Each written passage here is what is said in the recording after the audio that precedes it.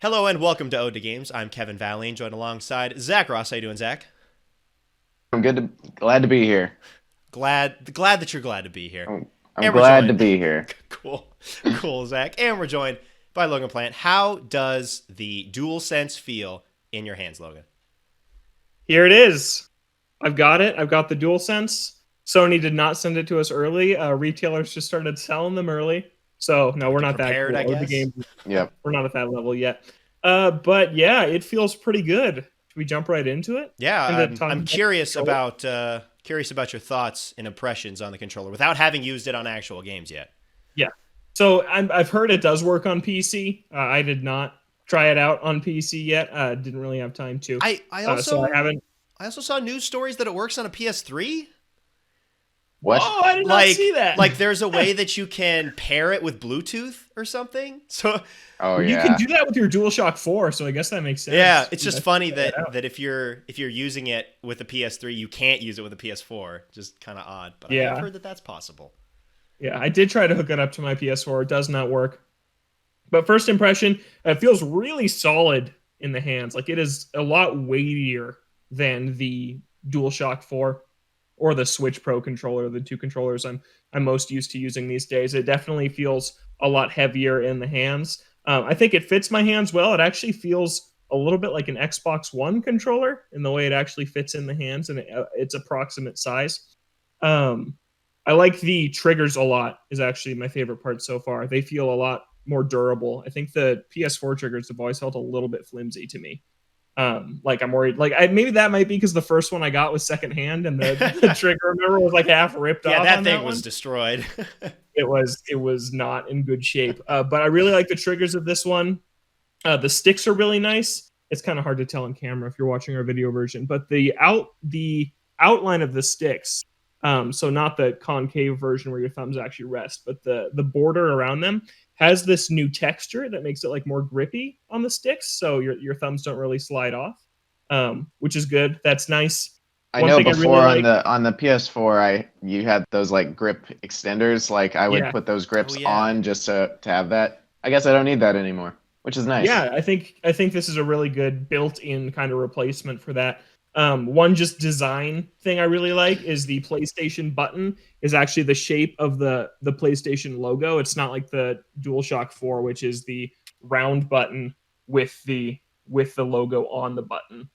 So I really like that difference.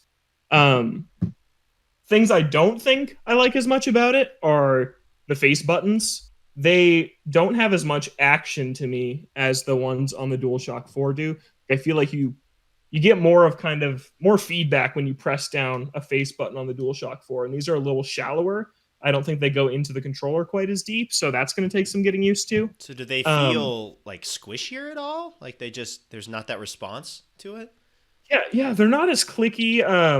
Also, you know how the DualShock 4 has this like ring, like this flat surface Yeah, of which where is all your nice. four face buttons Yeah. are placed. It is. I really like that. This it still is flat in the area where all four face buttons are, but you can tell there's not like that disc thing. It's like just a Right, little yeah. more built into the body of it. And I think that like the buttons, I don't know, they just don't press down quite as far. They're not as clicky, and I like clickier buttons with that feedback. Um, I'm sure I'll get used to playing it. Again, this is just me scrutinizing it when I'm focusing 100% on the controller, when in reality, when you play a game, you don't focus 100% on the controller. It kind of fades just into part of the experience. But I do like the controller a lot. I really like how it looks. I like the touchpad. I did plug it in and charge it, and the yellow lights came right here, and it looked really cool. So, yeah, I'm excited to actually play something with it next week. Getting close. It doesn't What's the Yeah. first doesn't feel real. What's the first No, game it you're gonna doesn't. play, Logan? Astrobot. Or Astrobot. Yeah. Astro's Playroom is the first thing I'm going to play, and I'm excited. Oh, Good one other choice. detail you definitely won't be able to see on camera is the DualShock 4 has this too, like the bottom of the handles where you rest your hands are textured, but it's just kind of like a bunch of little squares. The texture on the bottom of the DualSense is actually circle, crosses, triangles, and squares Oh. from the PlayStation controller, and there's like probably 1,000 on this controller. Rough They are estimate. so small. They are so small, but yeah, like so right here on the handles, there you can't even tell at all on this camera shot. It's just a collage of the PlayStation face button shapes, and it's a really cool detail. Like it's really intricate, and it just feels like a high quality piece of tech. Nice. Yeah, I'll be interested to see how those thoughts will like kind of change or meld when you do start actually playing games with them, because there is a difference between just holding it in your hands and seeing how things feel as compared to how it feels in gameplay. Things can kind of change up a little bit and see how nice it is to play. Don't have to wait too much longer for that. I'm gonna miss the DualShock 4 though. It's a good controller. Love the DualShock 4. Yeah, it kind of gets a lot of hate online. Like I've noticed, like people are like, "Oh, Sony makes terrible controllers." I agree. They did before the DualShock 4. Is a piece of crap. I hate PlayStation controllers prior to the PS4. You can drop that thing by like touching it wrong. Like, yep. The PS3 controller. Thing is just by looking at it weird. Yeah. Yeah, the PS4 is a good controller. I mean, when you have Xbox making really good controllers since the 360, I feel like that's embedded into like culture. Just like, yeah, the Xbox is the one to go to for good controllers. And I do feel like they're still making really good controllers, but PlayStation definitely caught up somewhat with the DualShock 4. Yeah. Yeah, and this DualSense does definitely go more towards the Xbox route, just in feel. Like I said, I picked it up, and it kind of does feel like an Xbox One controller on first impressions. But I'm excited to try it out in a game. Yeah, and that's a week away. But I've been playing a lot of Ghost of Tsushima, Monster Hunter lately on my PS4, and now I'm entering my final week with that as my primary console. And I'm like, man, I'm going to miss these controllers because I do really, really love the DualShock 4. And like, I'm very excited to get the PS5 next week, but I don't know. It might be because I picked it up in the middle of its life cycle, but I wasn't fatigued at all with the PS4. Like, by the end of the Wii U generation, obviously I was ready. There's nothing going on there. So I was tired of the Wii by the end of the Wii generation, but that might have been the lack of HD, and just it was so far behind everything else. But the PS4, like, yeah, there's still a lot of life left in that thing with Spider-Man and Horizon and other stuff coming out soon. So I mean, it's a great console. Big titles coming to the console up until and after the new console comes out. So, yeah. Well, hopefully you won't be missing the DualShock 4 when you have gotten into playing games with the DualSense. I hope that's still not the thought. Yeah, I don't think I will. Like when I started using the Wii Remote and Nunchuck, I'm like, God, I wish I could just use the GameCube controller in every game. I don't think it'll be like that. I think I'll get used to it, but also I'm curious to see how it plays out. And I do want to say my Amazon order updated a couple days ago. Woo. It's coming on the 12th on launch day. So hopefully me taking that day off was worth it. So hopefully it doesn't get lost in the mail. God, yeah. How would you lose that in the mail? The thing's huge. Exactly. It's losing a boulder in the mail. I'm gonna be paranoid that day though when it's supposed to be out for delivery. Like, don't put it at the wrong door. What if it shows up at 8 p.m.? Yeah. What time do you get your shipments? Are you a morning place, or you late in the day? I don't know. I haven't been here long enough, and I work every day, so I haven't really noticed when they come. I've had a few packages that show up in the morning, around 11 a.m. So that's what I'm hoping for. And hey, the next time we record is the night that I'm supposed to get it. So hopefully I will have just had a full day. Extremely early impressions. Yeah. Okay. Yeah, so I'm getting pumped. I'm super excited for Astrobot. I'm getting really hyped for that game. Impressions came out last week about the first level, and people really, really seem to like it. And like, people seem to be really impressed with the controller in action too, with all the haptic feedback stuff. So I'm excited to try it and come on the show and talk about it next week. Yeah. Speaking of impressions, the Yakuza Like a Dragon impressions have been coming out recently.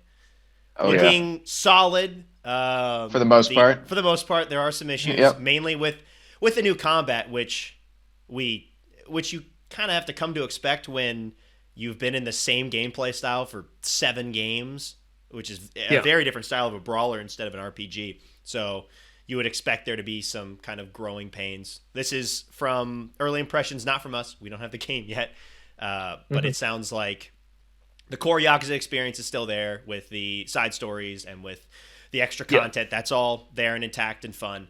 And what I've been hearing from the RPG side of things is that it's fun until it gets stale near the end and there's a grind. So that's not great. I mean, it makes sense. The studio hasn't made this style of game before, Right. and how many RPGs have you played, turn-based RPGs that do have that grind at the end? Like, it's an easy pitfall, I think, for games to fall into. Our collective favorite JRPG has a excruciating end game grind. It does. Yep. A little It's bit. not too surprising. Yeah. And we won't know personally for sure how bad that grind is until we get our hands on it and play through to get to that point. More That's gonna be impressions when next the game week, actually too. comes out. Yeah. Well, for me, It's it'll gonna probably take be us a while little to bit get to later. the grind. Yeah. Well, it's got to take a little while for my copy to get across the ocean. So. Mm-hmm. But Zach will have first impressions, Zach and will Kevin have will first do Well, I am trying to beat Maybe. Ghost of Tsushima first. Dear but- God.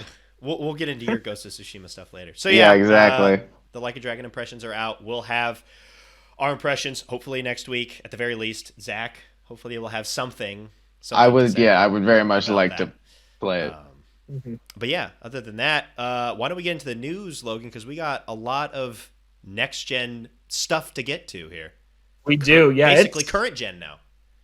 It's pretty crazy that next time we sit down to record, they'll be out. Yeah. They'll be out Yep. in the wild. Hopefully, there will be one in this room with me. Hopefully, everything You'll goes be able well. to hold it up in front of the camera if you can pick it up. If I can lift it. Yeah.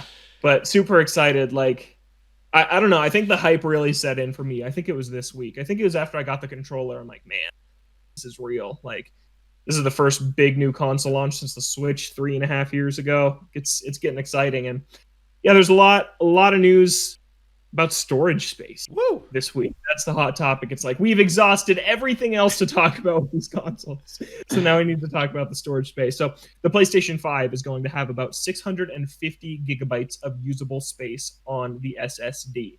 So it's not even shipping with a terabyte. It's shipping with 825 Something like that, gigabytes, yeah. I think is the Mhm. number. And so about 175 of those are going to be used for UI, System. internal things like that Yep. you can't actually store your games on.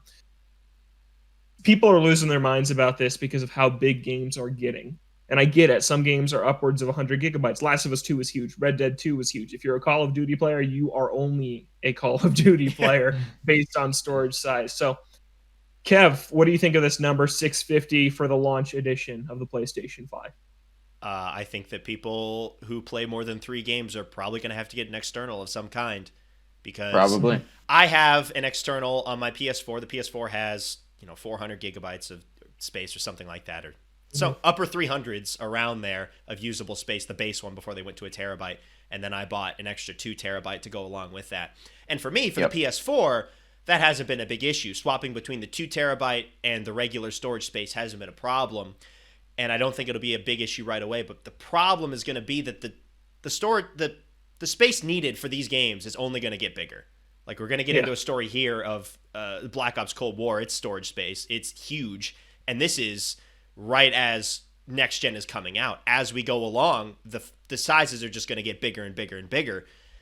And I could see this being a big problem for some people who don't want to pay for that extra storage space and want to download their games. You may only have space for 3 or 4 titles, and that's kind of crazy if you're playing just the big budget. I don't know, ones. 3 or 4. I think that's a long ways down the line when these games get really big. I mean, what is the 150. average PS4 game right now? 50? Say 50 gigabytes? Average, I would say Yeah. 50, because there's the big AAA titles coming in around 100 and all the little 30s, 20 to 30s. So average, I would say around if you have 50 to 60. 650, you can probably install probably around 10 games, I would guess. Now, on your if PlayStation 5. if you're a Call of Duty player only, you get about 4 or 5. If the sizes stay the same, and they're probably only going to get bigger. So What if they also play 2K? like the sports games, they're probably Yes. gonna be They're just huge. as big. They're So yeah, enormous. the problem will vary with players depending on what types of games they play. Obviously, there are titles that are smaller. If you're playing a lot of indie games on your PlayStation 5 or something, they're going to be smaller. But if you're in there for the big budget titles, expect to buy some sort of external or be deleting your games constantly. Which I don't know. I personally think it's fine to expect to buy an external drive because 650 gigabytes is more than enough to get you through the first at least 6 months of PS5. Probably you'll be fine. And then after that, you can buy some external hard drive. And this is better to me than it has a terabyte, but it costs $550 at launch or $600 at launch. This is a way to minimize cost and kind of just delay that cost for storage till down the line, so you don't have to drop more to kind of get into the ecosystem. So I don't know. I don't have a huge issue with it. And if you don't mind deleting games, then you never have to upgrade. I personally delete games as soon as I finish them. Yeah.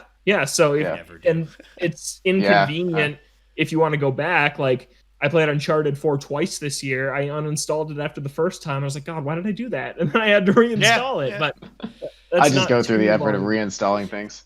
Mm-hmm. So I don't know. But the other story with the PS5 storage is that it's not going to be expandable at launch. Sony basically said they're saving that for a future update. And people were also really upset about this. But again, you don't need more than 650 gigs on day one, unless you wanted to transfer over your entire PS4 library and install all your new PS5 games, which I don't see myself doing. I see transferring PS4 data as a good time to slim down like what I really care about keeping around on the console. I guess it depends on how far out this is going to be. If this is within the first couple of months, 3 years, then it'll be fine. But if it's a little bit later down the line, people may run into some issues. Yeah, I'm sure it'll be one of the first major updates. And also, they said that one of the reasons, at least in my opinion, is so you don't go and plug in an unsupported one that corrupts your save or corrupts your console. They basically said we'll release a list of compatible ones also at the time that we update this. So this prevents people from, I'm going to pre-order a PS5 and I'm going to pre-order a hard drive. You don't know if that hard drive is going to work. So this might actually prevent some people from having some issues with their save data or their consoles down the line. Yeah, as long as it gets addressed relatively quickly, I don't see that being too big of an issue. Kevin, is your external hard drive a PlayStation specific one? No, it's just a basic USB hard drive. Yeah. Oh, okay. 1.8 something terabytes of usable space, and it's been great. Did you have to look up if it was compatible, or did you just? I just bought it. Well, I feel like with a lot of them, I don't know how true this actually is, but in a lot of the listings that you see for these externals, they know that the majority of people are either using them for photo storage space, stuff on their laptop, or on their gaming stuff. And usually in the listing, they're works with PlayStation, works with Xbox. Again, you never know with some of these Amazon listings how true that is, but I just went off of that, and it worked fine. And it worked. I haven't had any corruption issues, but it wasn't one that is specifically for PlayStation. It's not like a PlayStation branded one or something like that. Okay.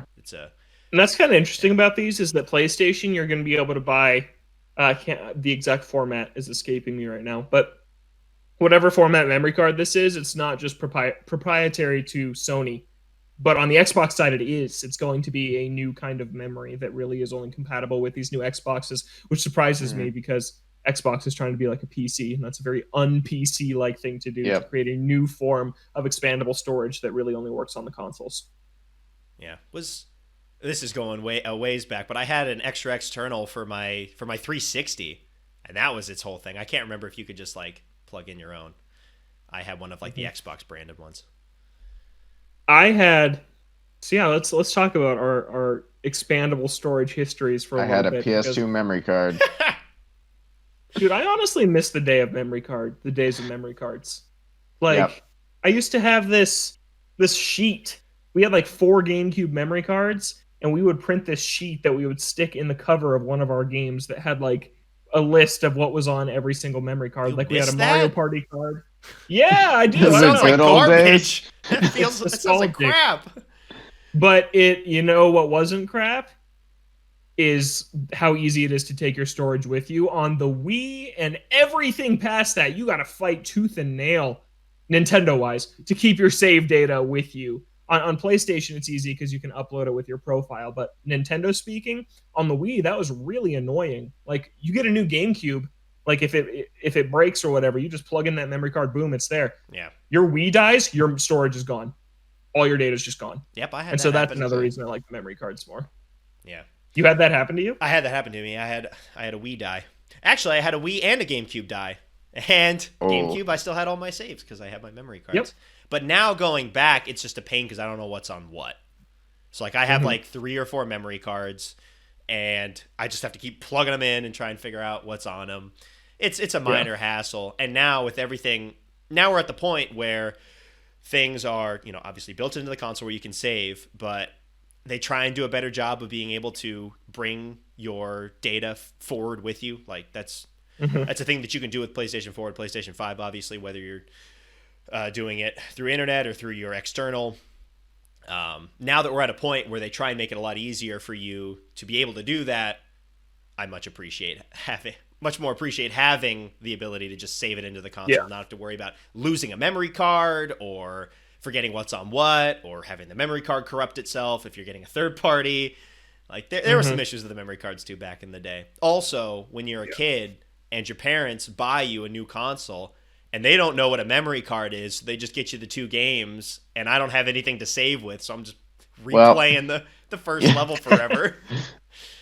Kid problems. The system didn't come with a memory card? I don't think mine did. My GameCube, no. Weird. Yeah. Huh. Did the PlayStation 2 come with? I don't even remember. I don't know if that was a thing. I had a million memory cards. Yeah, I have like 3 or 4 for the GameCube. I don't know what's on what anymore. Yeah, exactly. My Xbox 360, I got so my dad already had an Xbox 360 when I got my own for Christmas one year, and I got the version that was bundled with a Kinect that had 4 gigabytes on it. Yeah, I had the 4 gig as well.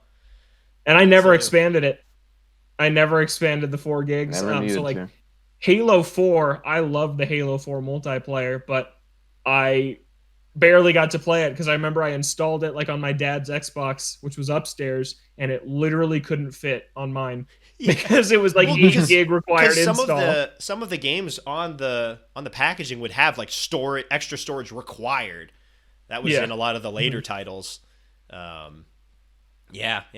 When I bought mine, it was the 4 gigabyte as well for the 360, and I bought the extra 200 gig, which seemed huge back in the day. And I think that thing still has like 180 gigs left on it. Like I used way more than what was actually available on my base 360, but man, is there so much space left on that thing.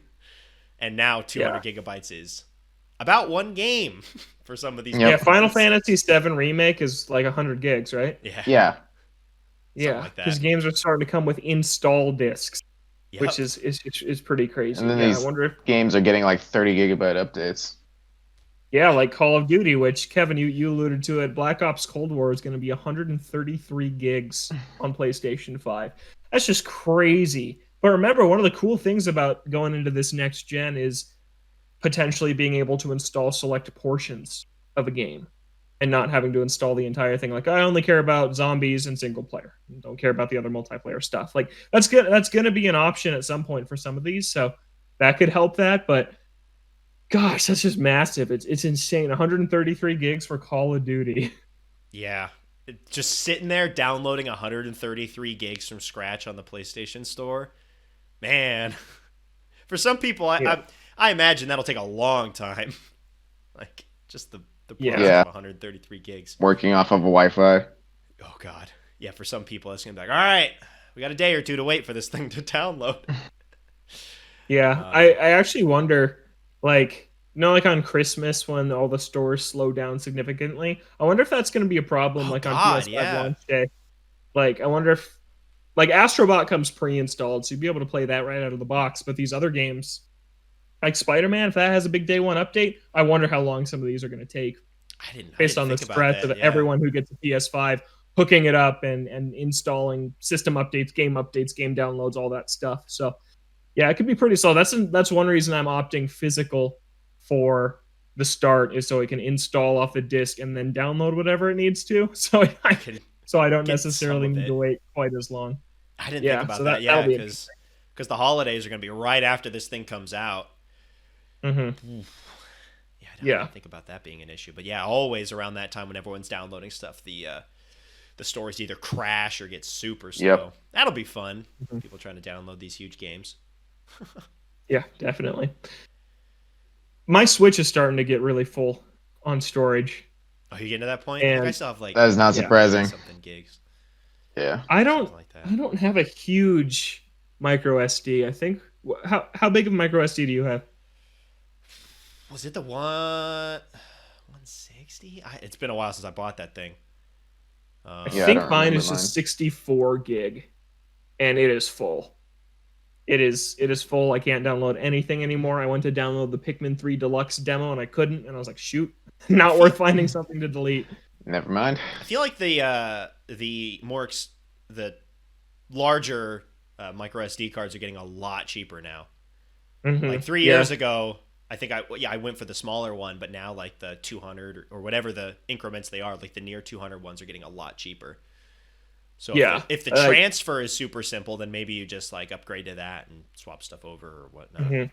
Which I upgraded my 3DS SD card once, which was really easy. I just plugged it into the PC and you just have to make sure not to touch anything.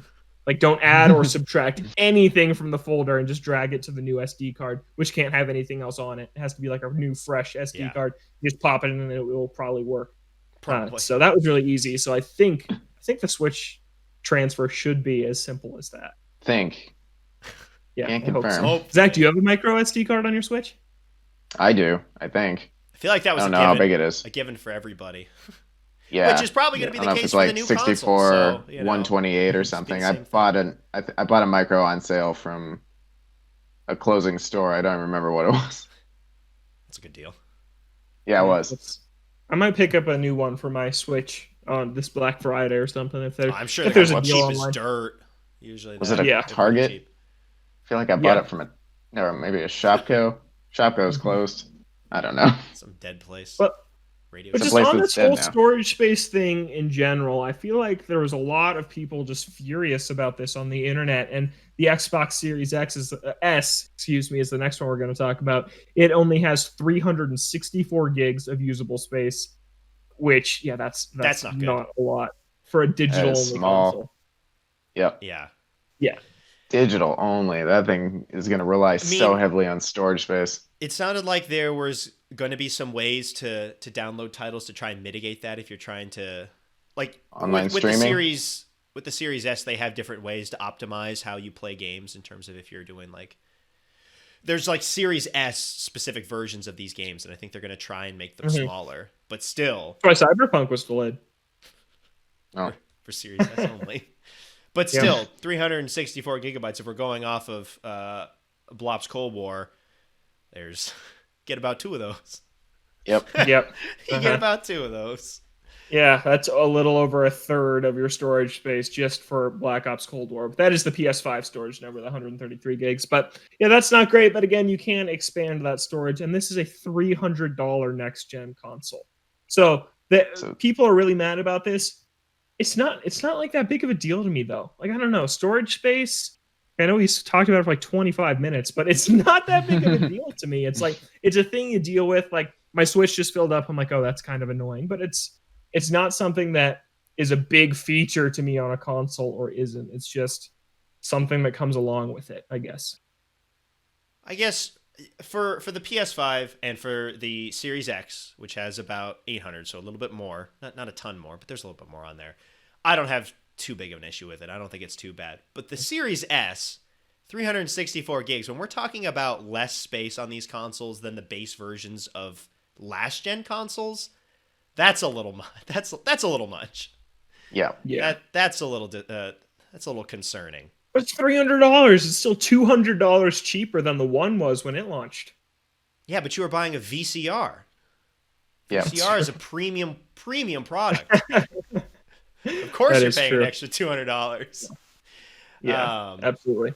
Yeah. Again, for all of these, Series S, very much specifically, be prepared to get some sort of external hard drive. Yeah. When it launches, if you're buying them at or around launch, you're going to be having Black Friday deals, and I'm sure that multiple outlets are going to be having sales on the hard drives. They always do. Yeah. So if you can plan ahead and pick up one so that you're just ready to go and you don't have to deal with it later, I feel like that'd be a smart way to go. They'll probably be pretty cheap, and you can get 5 terabytes for under $200 pretty much anywhere, right? I think so. And even if you're looking at I've seen that at Costco. 3 terabytes, you can get it for under 100 if you're looking for a more budget option. So Yeah. Just be prepared for look out for Black Friday. Yep. Yeah. I think no matter what you go with console-wise, you're gonna want external storage. Eventually, you're based gonna on need these it. numbers. Eventually, it's unless you hold off until they do the pro versions with the extent like they double the storage, it's all good. But until then, think about the external storage. Yeah. Yep. You either need one of those or expect to only have between 6 to 10 games downloaded on 2 Call of Duties. Yep. Yeah. You got to think about what you play. But you don't need 2 Call of Duties because you delete the old one when the new one comes out every year. So you're fine. Yeah. You only ever need 1 Call of Duty per system. I feel like I have a Call of Duty downloaded because of PS Plus. Well, I don't remember which one it was. If you can download them in chunks, I do feel like sometimes people are like, oh, I like the multiplayer of this game more than this game. If you have the option to be able to just download certain sections of it, that could help offset that. If you do want to keep like the old version just for the multiplayer and then get the new version for the story and the multiplayer, if that's an option, that should help. I'm also excited the to see Battle Royale isn't compatible with Cold War at launch, so that might be something else. Like if you play what's called Warzone, I think it's got like a new Battle Royale system. And the Battle Royale's been around for a while. Yeah, but it's not baked into Cold War at launch, I think I read. So that might be something you'll have to have installed. Anyway, Zach, you were going to say something. I just want to see if the Xbox Series S can actually optimize these games to make them smaller. I want to see how they go about doing that and if it actually works. Yeah, that'd be interesting. Because the Series S, I feel like that's one we all kind of have our eyes on a little bit. I know, exactly. Like I'm thinking down the road. $300 for so we'll see. For Game Pass and be able to play Rare Replay. Yep. and Forza Horizon. That's all I need. Yeah, for sure. I wanted to bring up one more next-gen story, and that is that Sony announces that PlayStation 5s will not be in store on launch day. They will be online only, and this is to help prevent the spread of COVID-19. They don't want people camping out outside of Target, Best Buy like you would in a normal launch year. They want people at home ordering online. A lot of people are angry about this, too, who missed out on the botched pre-orders. We'll just say it. It did not go well. And now they don't have a chance to go into a store on launch day to get it. So, I don't know. I can understand where Sony's coming from trying to keep customers and employees safe. But at the same time, the pre-order system was so bad that I think I also understand the disappointment about these not being available in store on day one next Thursday. Yeah, but with the way everything has been more recently, watching it from the outside, watching it from another country, does not look good. And you do not want to be in the headlines for trying to force people to come together and cluster together to try and camp out just for the chance of getting one of the store's like 10 stocks or something, stock of the console or something. You do not want to be in the news for that. I actually called my local Target about this. I was curious to see what like their plan was. And they said that on 6 a.m. on the 13th, so the day after launch day, they will go live on Target.com. And if you secure one, you can schedule a pickup time to get it later that day. And so they're going to be in the stores. The launch ones too. If you ordered them through the site and schedule them for pickup, I'm sure you can still do that. And pick them up at the store. Yep. Yeah. Yeah. Like Best Buy was scheduling out different windows. Any on the actual shelves for someone to go and grab who hasn't already picked it up.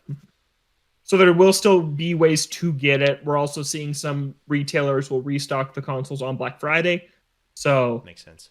There's still hope to get it this year if you are interested in picking up a PlayStation 5. So, just to note there, no camping out in front of stores, because if you miss the memo, you'll be sorely disappointed in the morning when just camp out anyways. Yeah. God. Yeah, but let's move on from that. Talk about Nintendo here for a second. They reported their quarterly financials for the third quarter of the year, ending on September 30th. And man, Switch games just sell. They just sell like crazy. I have here pulled up the current Super Mario Collection. 10. The Mario Collection shipped 5.2 million units in 2 weeks. Yep. God. That's FOMO, Animal Crossing man. still Get that selling. fear of missing out, baby. Exactly. That's gross. I don't think that's all it is. Oh, I'm sure it's not everything. No. I'm sure that also helps those sales numbers. Mm-hmm. Animal Crossing is still going, I assume. Oh, yeah. Mm-hmm. Yeah, What so else here's is there? a rundown of Pikmin. the top 10 best-selling Switch games, unless our own Zach Ross wants to take some guesses at these. No More Heroes, 2. Oh man. I think Hades is doing pretty well. There's one very gross placing on this. 5 and 6 make me mad. All right, I'm done. I'm scared. You don't want to guess, Zach? I think I shot my shots. Okay. Here we go. Number 10, New Super Mario Brothers U Deluxe, $8.32 million. I got something to say. Million units. I was thinking about pricing. Yeah. Because I have something to say about the $60 price point for Wii U ports. I think it's fine. I've thought about this for a few years since the Switch came out. I think $60 for a Wii U port is fine because no one had a Wii U. So for most of the player base, these are new games. And I don't care if they're new price because, hey, suckers, you didn't buy a Wii U. So I think it's fine that Nintendo. Oh, you're just mad that people didn't buy a Wii U. So you I think they the deserve exception to is spend $60. Tropical Freeze, which because was that one was 50, right? On launch? Yes. But a game that was 60 on Wii U has more content and is 60 on Switch. I honestly can't stand the take online of people that did not buy a Wii U, that did not get one, and say, oh, it's a Wii U port. It shouldn't be $60. I'm not buying it. It's a new game to you. You didn't play it. You didn't have a Wii U. Shouldn't Nintendo be allowed to make some money off this game they poured resources in and got no returns because it was stuck on a dead platform? I don't know. I've just been thinking about that recently, and this is a Wii U port that sold very well at $60. So now, if you guys have anything to add to that? My thought is more so if they don't add anything to it, if it's the same game that was on that console, especially if there was like no DLC. And again, Tropical Freeze is kind of like that. An easy mode with Funky Kong is basically nothing to me. If it is the exact same game from 5 years ago for the same price, that rubs me the wrong way. If we're talking about Pikmin 3... Why does it rub you the wrong way? Because it's a 5-year-old game. Like, those games are $20, whatever. You know, like, if it's a 5-year-old game, it shouldn't be $60. I'm sorry. I don't know. I think that's... I don't know where I stand on this. I don't agree with that take because... You don't have a Wii U. It's a new game to you. Yeah, but I could buy a new game for like... I could buy a Wii U and I could buy Donkey Kong for under $60 for like $6, and it's still a new game to me because I haven't played it. That's just any game that I haven't played. Yeah, that's true. But are you going to go buy a Wii U and pick up all these games for $15? Wii U. You do. You do have a Japanese Wii U. That's fair. You did not go out and buy that. It does kind of rub me the wrong way when it's a 5-year-old game that's the same, when you've got other companies that'll drop these games for $40 or something for a re-release of 3 games that have been like completely overhauled.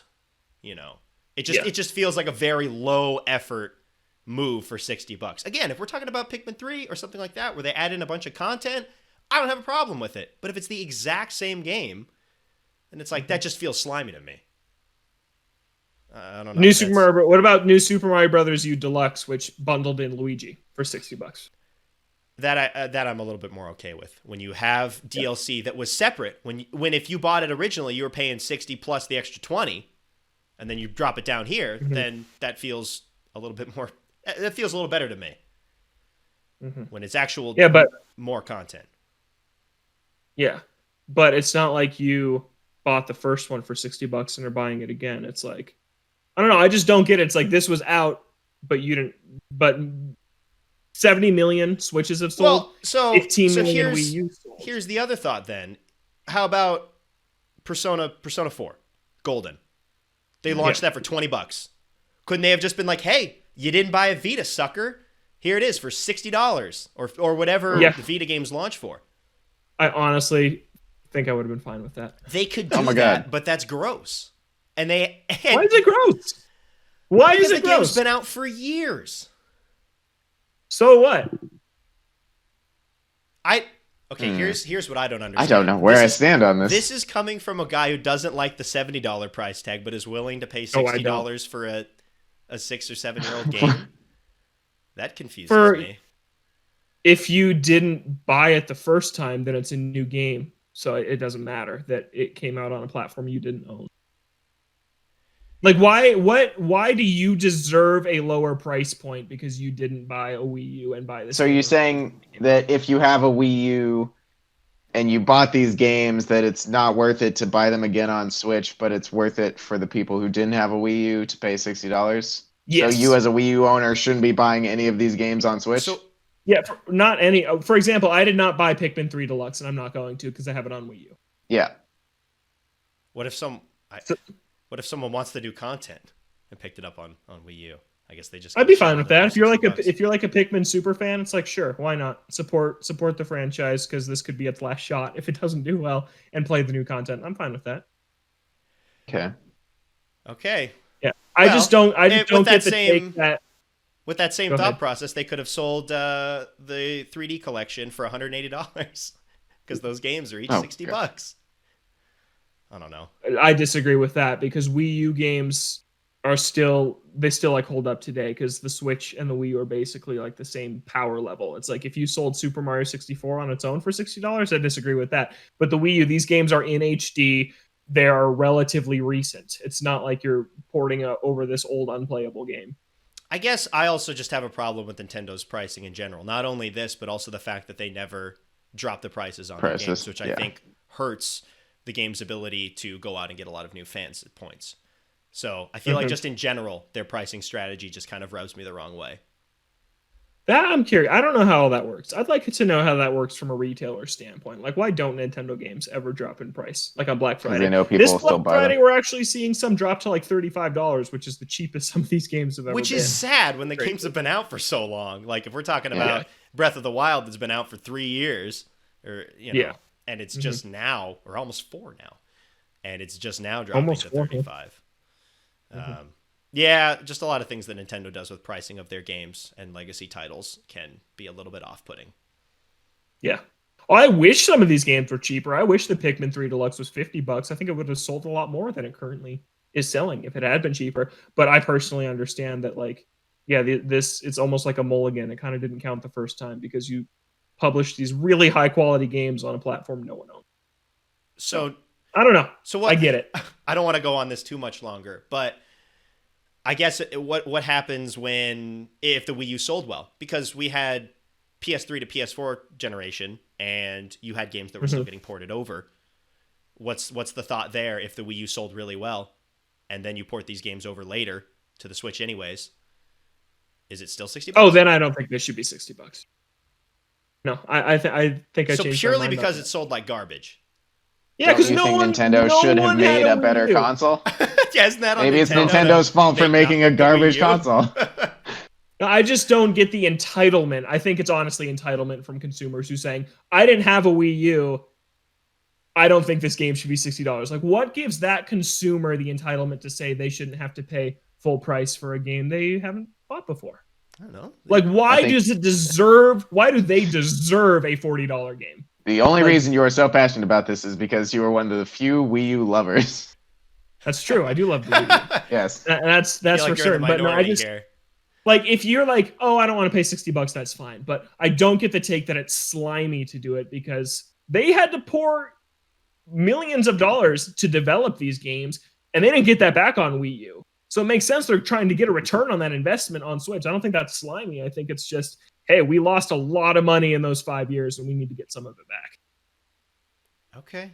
I don't know. That's what I think. Can't say I agree with you on all these, but okay. Yeah.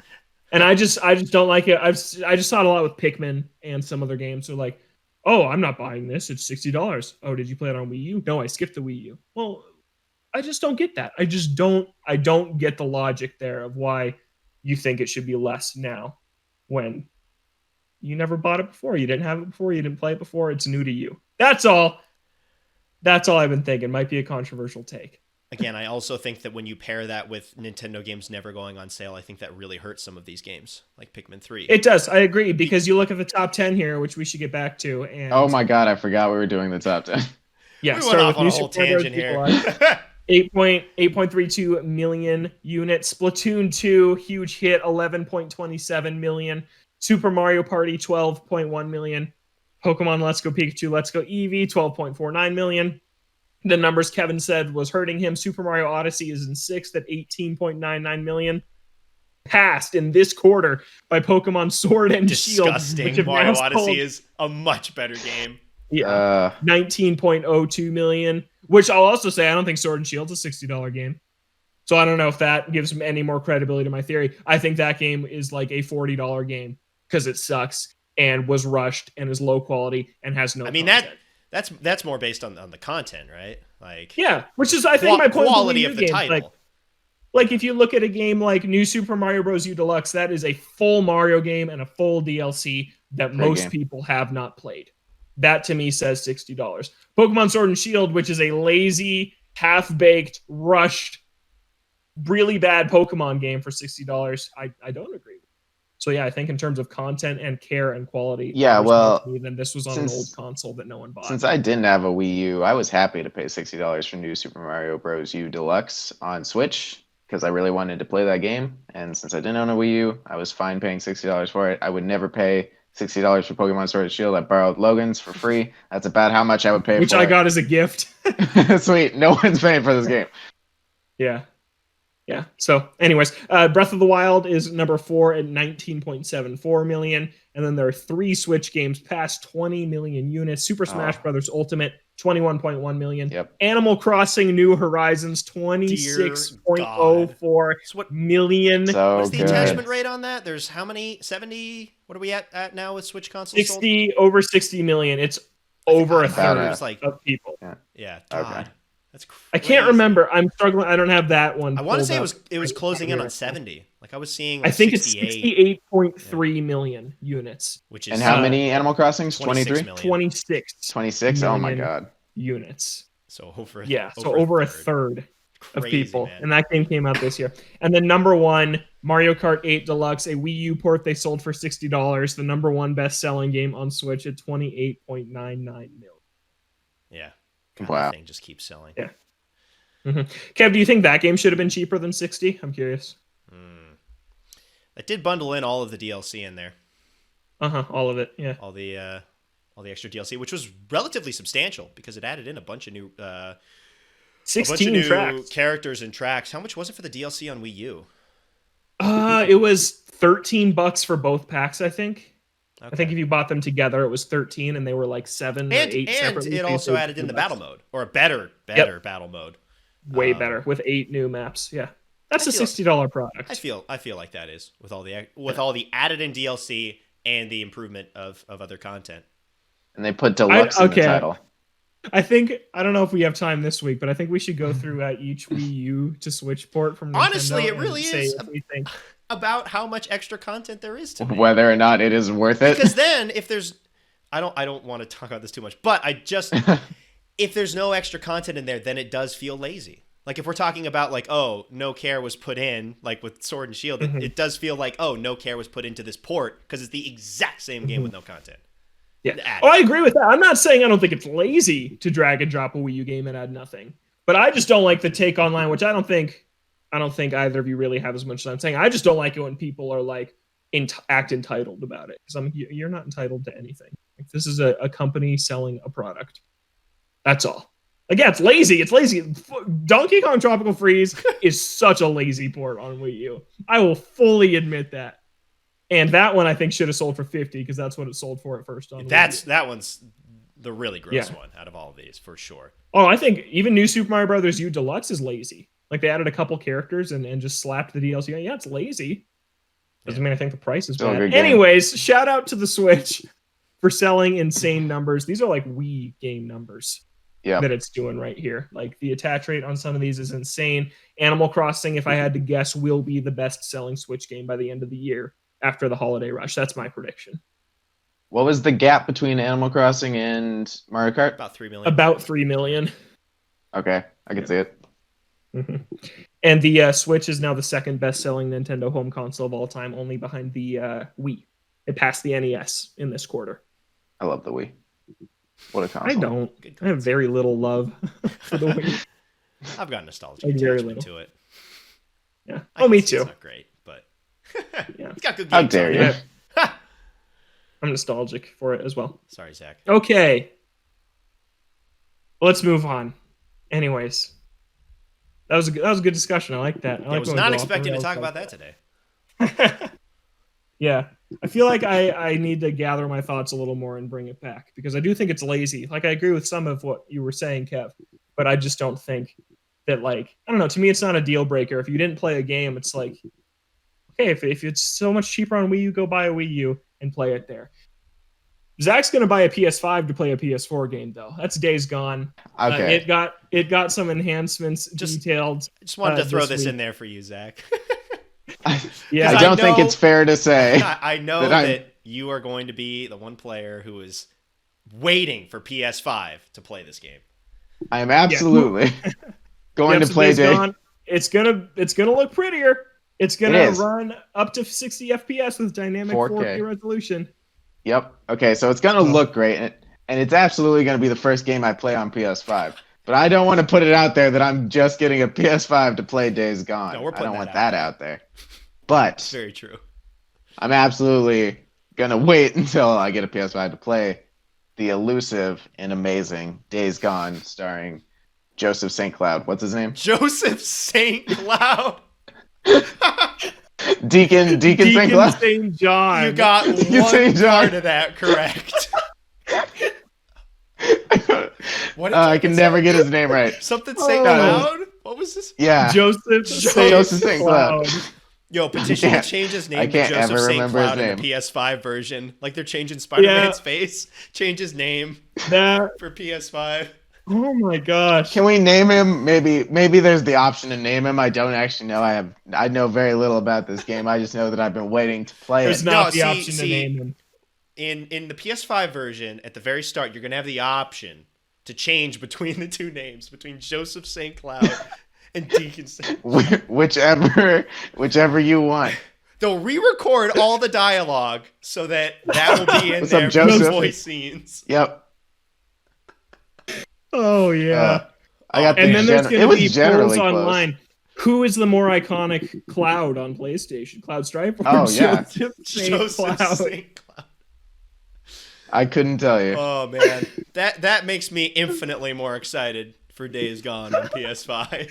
I just googled Joseph St. Cloud. You made that up. There is no Joseph St. Cloud. Honestly, it sounded right in my head. Any searchable media on the internet, Joseph St. Cloud does not. Until now. Until right now. Oh my god. All right. Yeah. Thanks for that, Zach. That was incredible. Get excited. Get excited for that in the future. I will be talking about my first Days Gone impressions. I just love Joseph St. Cloud. I'm honestly not. I'm never gonna remember his name. Isn't there a Joseph St. Cloud skin in Sackboy or something? Sackboy, yeah. There is a Joseph St. Cloud. There's also a Jin Sakai and a Sam Porter Bridges and a what was the fourth one? Connor from Detroit. Connor. So yeah, you get Joseph, Connor, Sam, and Jen. I'm only in it for my boy Joseph. My boy St. Cloud. We've been on this for too long, but it's good. He's the right one. Okay. All right. We've been on a lot. We've gone off on a lot of tangents. Episode. So real quick, Ratchet & Clank Rift Apart confirmed to be PS5 only. I think they said that when it was announced, but it's been hammered down because people also thought Forbidden West was only going to be on PS5. Right, yeah. So I'll mention that. But the truly devastating news this week, well, that's not devastating. The devastating news this week is that there was no Monkey Ball news. I was so hyped. Instead, the other devastating news is that this announcer's a liar. He is. So Sega announced today that they're like selling off their arcade business in Japan, and then the Monkey Ball announcer heads to Instagram. He's like, "See, I told you guys that there was going to be some big announcement on the 5th." I'm like, "That's a horrible announcement." Especially when it's coming from a guy who I'm assuming his only involvement with Sega is Monkey Ball. It's not like he's like an employee there, someone with like an like I don't know. When you're an announcer for Monkey Ball, that if you're going to be messaging anything on social media about it, I would assume it'd be for your thing that you're working on. You're not going to be like overall Sega news channel or something. Yeah, so I don't know if he's trolling or if there's still something coming. What did he say? I don't know. Like back in September? Like there was another time where he was like, "Oh, big announcement incoming." Was there anything for that? Like, was there another Sega news thing? That was going to be a TGS, and then apparently he rolled on into Instagram, and he was like, "Oh, apparently there were some legal issues, so they pulled the trailer." I'm like, are the legal issues you leaking all of the information? They can't put it out because he keeps leaking it, so they keep pulling it back. Shut up, dude! Shut up. On what day was this post? God. I don't even know. This post on Instagram, it said November 5th, 2020. Finally, video shall be released. Hashtag Super Monkey Ball. Oh my god. What? And then he comes out and says, what? He posts a screenshot of an article from Bloomberg that says Sega Sammy to quit game arcade business in Japan. And he says, as I told you weeks ago, November 5th would be one of many announcements. Hashtag Super Monkey Ball. What? This has nothing to do with Super Monkey Ball. Yeah, it doesn't. What a mess. What a mess. Yeah. You can't trust this guy anymore. At this point, you kind of That's the devastating like, news. Anything he says is just going to be like, yeah, I doubt that. I highly doubt that. Yeah, yeah. I think that's the last time I get my hopes seriously up for this. Until this Instagram mystical trailer drops that's apparently done, but they got to go through all the legal things because they're trying to sue all this the legal guy. issues. I have a guess, actually. I have an actual guess of current litigation against the announcer. He is being sued. No. My actual guess is that they are trying to get a legit banana sponsorship back involved with the Dole game. Bananas. And it's running into some weird legal hiccups because that Dole Bananas were in 1 and 2 and it was like a weird and I think and then it was gone and I think they're going to try and bring it back. What's another banana brand? Chiquita? Gonna get Chiquita Super Monkey Ball? Is that going to be the big news? They're cheating on Dole with Chiquita. Dang. It's the legal scandal of the century, but Kev, that is it for news this week. I mean, I don't know about you guys, but if Dole isn't a sponsor, I'm not buying. I'm not playing. The only reason I play Monkey Ball is for the Dole sponsorship. I agree. See my boys at Dole. Absolutely. Yeah. All right. Yeah. So beyond getting disappointed about No Monkey Ball, what else have you guys been doing this week? What games have you been playing? I'm going first? Zach, yeah. You are. All right, because I got something important. I mentioned it briefly before, but I finally got Ghost of Tsushima. It came in the mail. Real. I booted it up for like 20 minutes, and then I finished Uncharted 3. And then never picked it up again and put it up with Red Dead 2. I have... So, what happened was I finished Uncharted 2, I think it was shortly after we finished last show. Pretty much one sitting like I did the first one, and then I pretty much beat all these games in one sitting. And then I moved on to Uncharted 3, beat that one, but I had gotten Ghost in the mail. I was like, I want to beat Uncharted 3 first, so I sat down, beat Uncharted 3. But I played the opening sequence to Ghost of Tsushima just to get a good feel for it. And it was super cool. I booted it up. It doesn't take you to a menu or anything. It just takes you into the options of, language and playstyle and stuff like that. I wanted to choose Japanese, but I remember us talking about how the voice didn't quite match up, so I decided to go with English. There was also this cool, I think it was called Kurosawa mode, where it's the old Japanese style films, but I don't think you can do that in English. I think that was exclusively Japanese. No, you can do that in English. Oh, you can do it in English? Okay. I think so. I just because it was like only one option on the side. I don't remember if it was English or Japanese, but I thought it was cool that it just opens with that, and then it just as soon as you choose that, it just fades into the cutscene of the opening cutscene with the Mongol invasion going on, and then everything kicks off, and then it throws you in there. It was not teaching me a lot about gameplay. It was just like, go kill all these Mongols. I was like, I don't know any of the controls.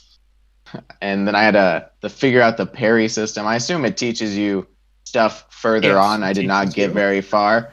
I didn't know if I just had to figure it out, but I figured it out a little bit, got through, and then I turned it off, went back to Uncharted 3, beat Uncharted 3, and then I got to the point where I didn't have any more time to play the single player because Logan wanted to hop right into the multiplayer.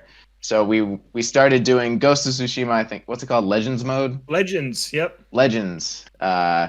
It's super good. It's a really good multiplayer, which was a free late-on addition to the game. Came out a couple weeks ago, which is the reason Logan's been hounding me to buy this game, because he really wanted to try out Legends.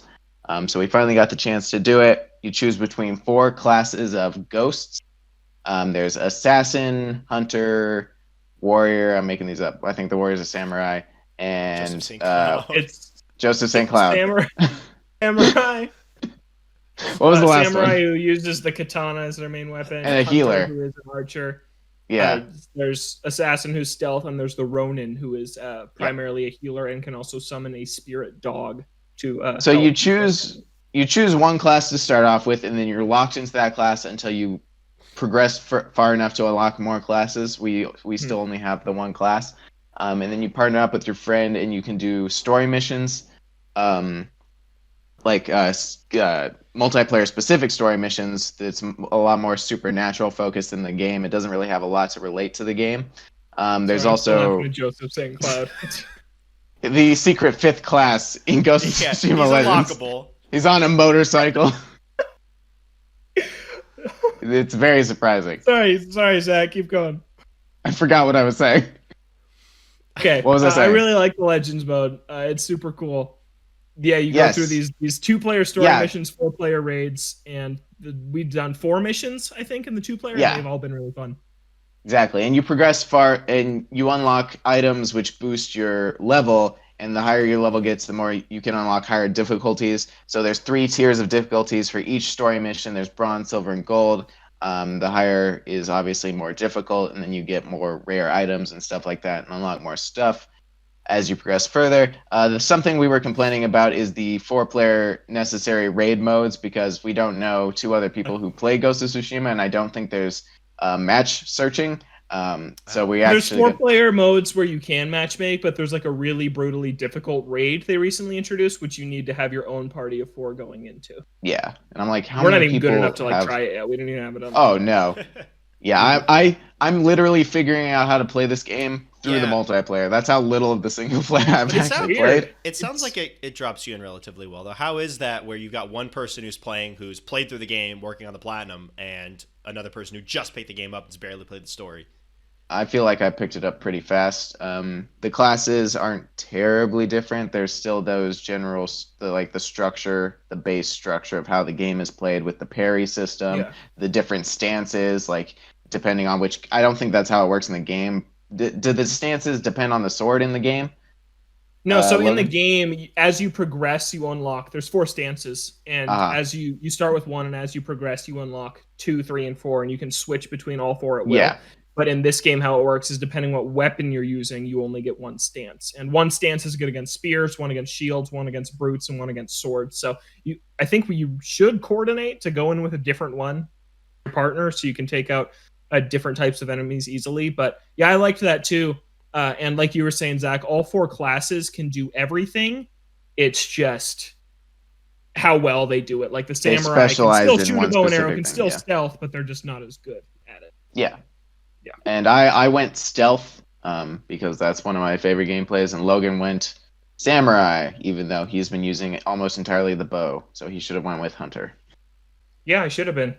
But I like the sword play too, so I'm fine with the class I picked. I'm excited to unlock the ones as we go further, but it seems like there's a lot of content there, so I'm pretty excited to keep going at it. I'm really happy with it so far. It actually introduces new gameplay mechanics that aren't in the single player. Like, it's this new mechanic called attunement, where there are these 4 different kind of auras, it looks like, that sometimes enemies can have. There's green, blue, red, and orange, I think. Yeah, they're elemental, so like sun, lightning, wind, and crap like that. Cloud. Yeah.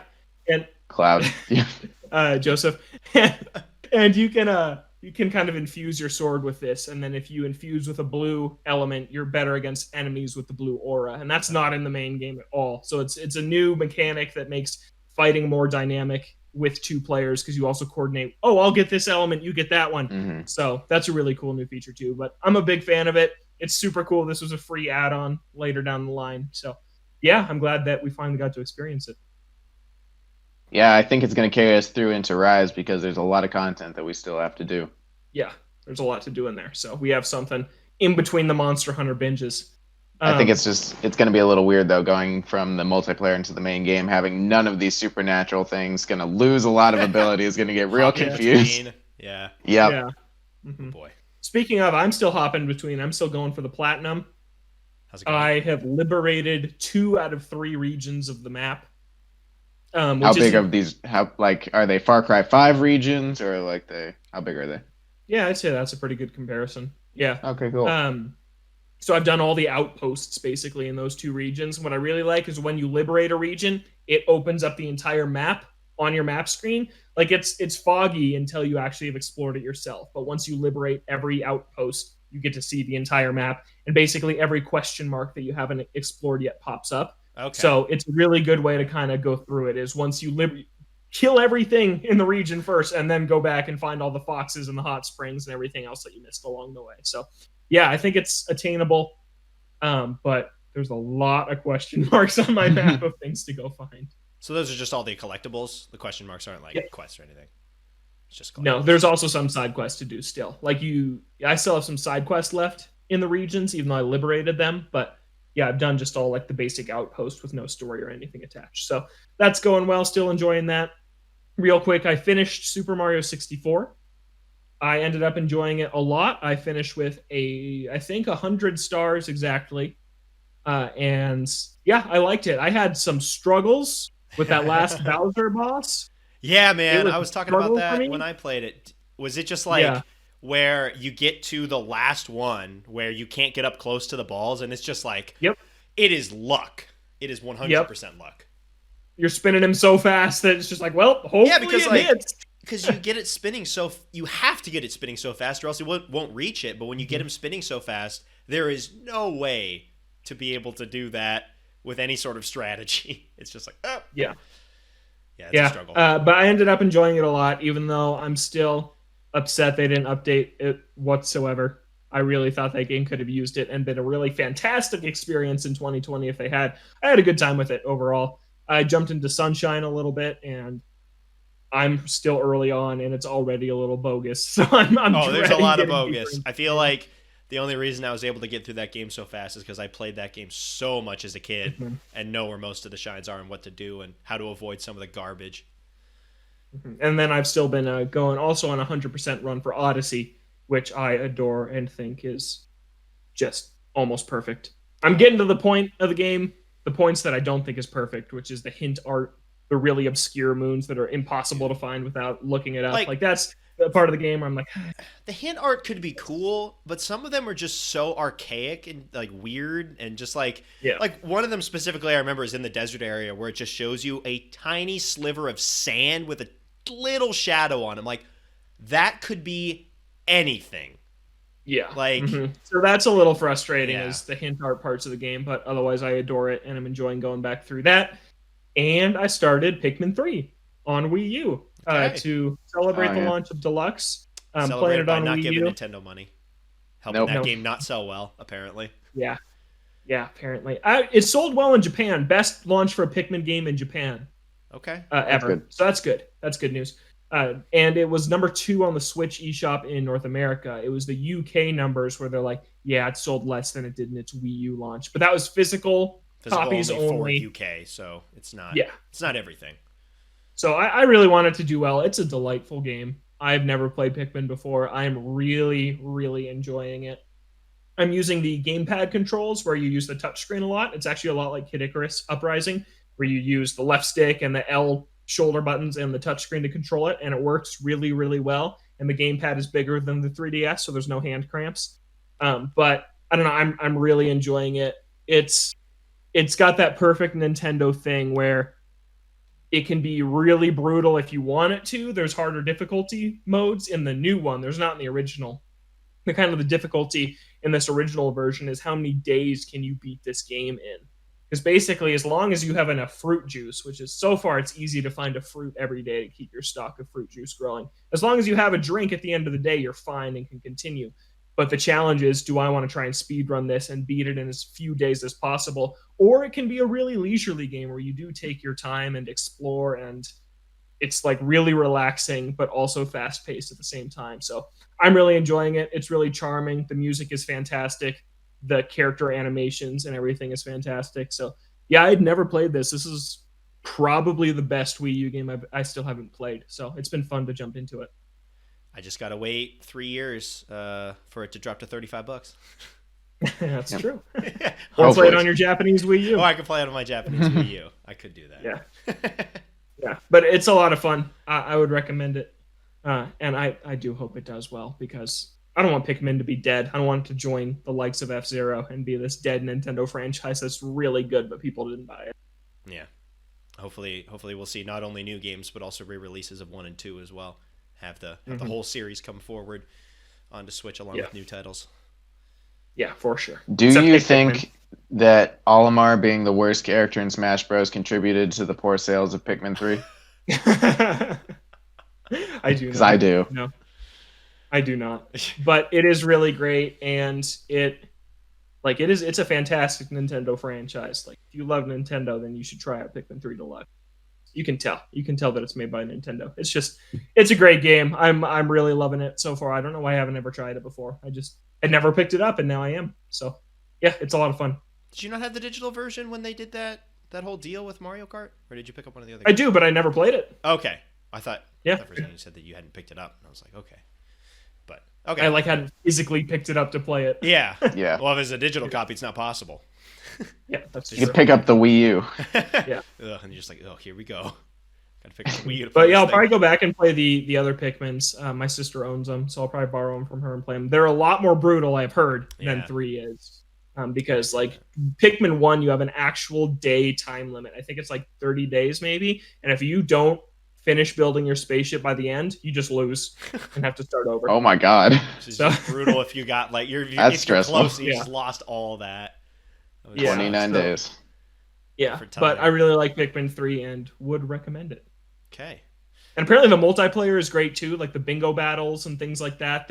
All the DLC is in the Switch version. There's also new Olimar and Louie missions in the Switch version, and there's a brand new split screen co-op mode in the Switch version. So there's a lot of new stuff. Going back to our earlier conversation about Wii U ports, there's a ton of new stuff packed into Pikmin 3 Deluxe. Yes. Again, I think that deserves to be $60 for all the new stuff that's added in there along with DLC. Yeah, we'll have a discussion on that another day. More in depth on that. I honestly think we probably agree more than our earlier conversation made it seem. Probably.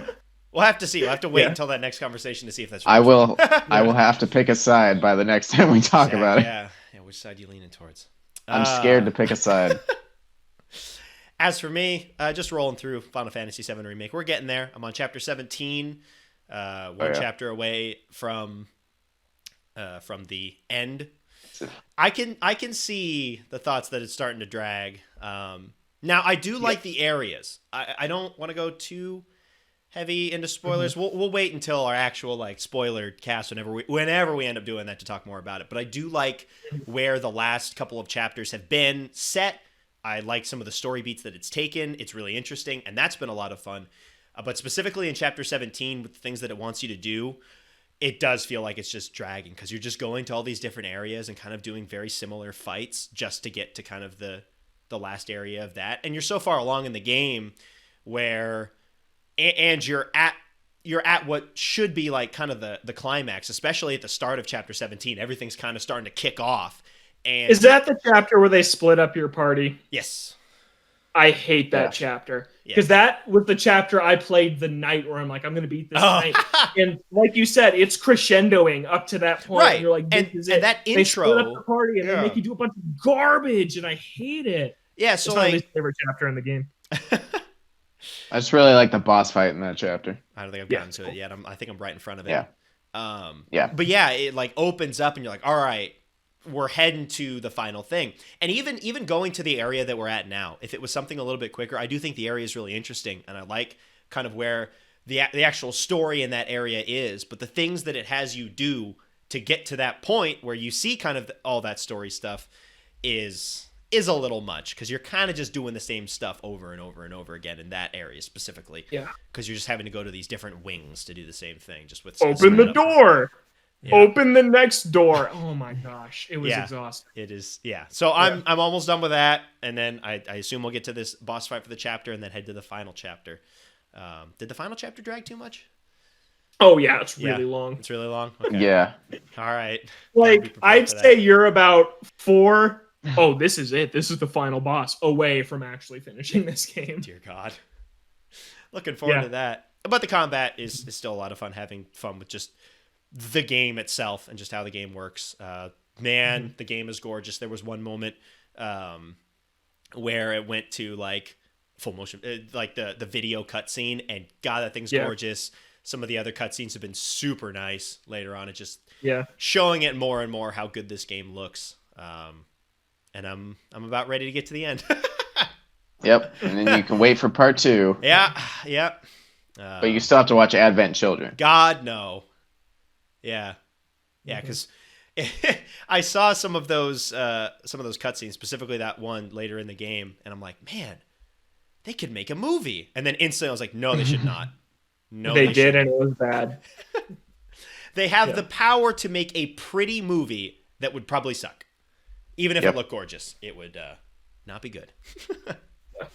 Hopefully, I'll be able to have that done by next week so that, one, I can talk about it, final thoughts on that, and 2, I'll be ready for the impending release of Yakuza and Sakuna. So hopefully I have that all done. Yeah. All right. Any final thoughts? This is going to be about it. Any final thoughts from either of you two? I do have a final thought on the Wii U discussion. It just popped into my head, and I just want to tack it on to the end. All right. I understand if you think the $60 pricing is lazy or if you don't necessarily agree with it. However, when I see people who that is their deciding factor to not buy the game, not because they can't afford it, because if you can't afford a $60 game, obviously that's fine, but because of the principle, like, oh, this game was already out 4 years ago on a system I didn't own, so for that reason, I'm not buying it at $60. I think that is what I when they use it as like a blanket statement, a Wii U game isn't worth it, instead of Tropical Freeze isn't worth it, or this game isn't worth it because they didn't add anything and it's the exact same game.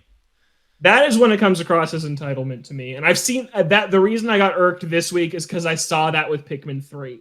And I'm playing it right now, and it's delightful. And it's like, if you don't have a Wii U, like, this game's worth $60. Like, it just is, especially with everything they added. So I think that's what irked me, is seeing it as like, it's the deciding factor. If I'm not going to buy this because it was on Wii U, even though I didn't buy the Wii U, I didn't own it. That's what I don't like. Because Pikmin 3 is great, and you should buy it if you have interest in it, even though it was on Wii. Zach, anything from you? I will not be buying Pikmin 3. All right. No, you would hate it. Purchase. Time-based game. It's way too stressful for you. Disgust. I can't. How did you do the Persona 5's time mechanics? That's why you stopped playing, right? Well, it didn't help, but it wasn't that stressful.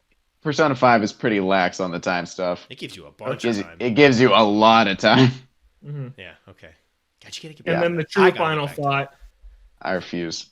I put it on my abandoned games list. That hurts. To Joseph St. Cloud. I'm sorry. I didn't put Royal on my abandoned games list, though, so you never know. That thing's going to be $20 on Black Friday, man. Whoever is interested in Persona 5, pick that thing up. $20 is a steal for that thing.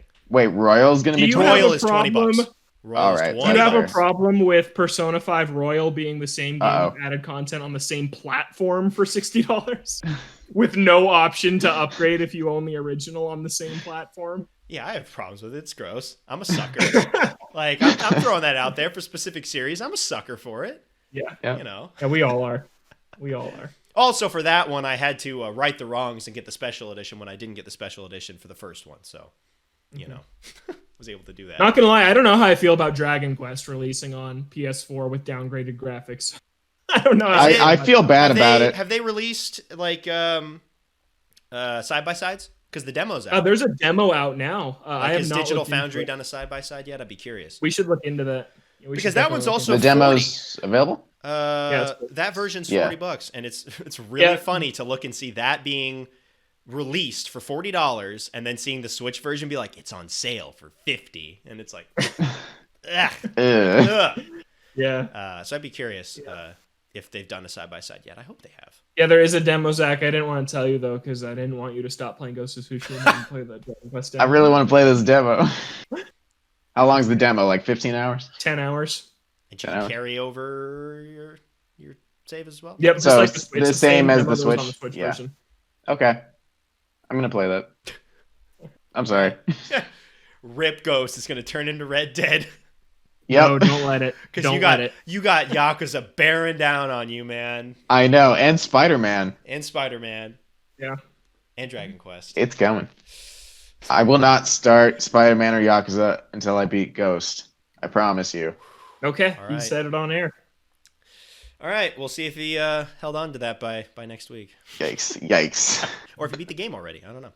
All right, that Let's is go. going to do it for us on this week's episode of Ode to Games. We're here on Fridays on our website, odetogames.com. We're on Spotify, Apple Podcasts, other podcast streaming services that you may use. We're on YouTube, Ode to Games, the video podcast. This is episode 3 of the video podcast, and those will be uploaded around the same time as the audio podcast as well. So if you're more interested in the video version, that is there for you. We're on Twitter at Ode to Games. We're on Twitch, also at Ode to Games. You can send an email to odegamescast@gmail.com for Logan and Zach, Joseph St. Cloud as well, the new addition to the cast. I'm Kevin. Thank you so much for listening, and we'll catch you next week.